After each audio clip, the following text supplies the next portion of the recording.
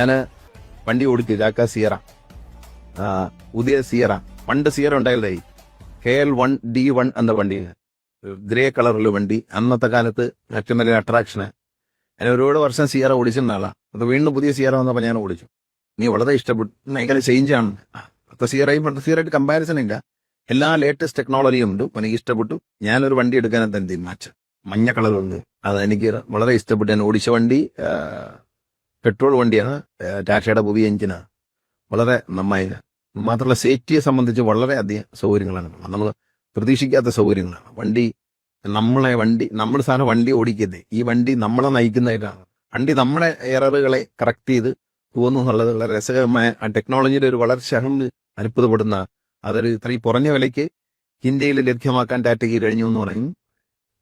അത്യന്തം കാര്യങ്ങൾ. അതായത് നമ്മൾ അതിനകത്തെ ടെക്നോളജി, അതിന്റെ സൗകര്യങ്ങൾ കണ്ടു കഴിഞ്ഞാൽ ഈ വിലയ്ക്ക് വണ്ടി കിട്ടും എന്ന് ആരും ഇവിടെ വളരെ ഇഷ്ടപ്പെട്ടു. നല്ല ബ്രേക്കാണ്, ബ്രേക്കിംഗ് വളരെ ഗംഭീരമാണ്. ഞാൻ നല്ല സ്പീഡിൽ ഓടിച്ച് ബ്രേക്ക് ചെയ്ത് നോക്കി. അതൊക്കെ നന്നായി നോക്കി. പിന്നെ ലൈൻ ട്രാഫിക് സെൻസ് ചെയ്യുന്നതെല്ലാം ഉപയോഗിച്ചിരിക്കുന്ന ടെക്നോളജി പെർഫെക്റ്റ്.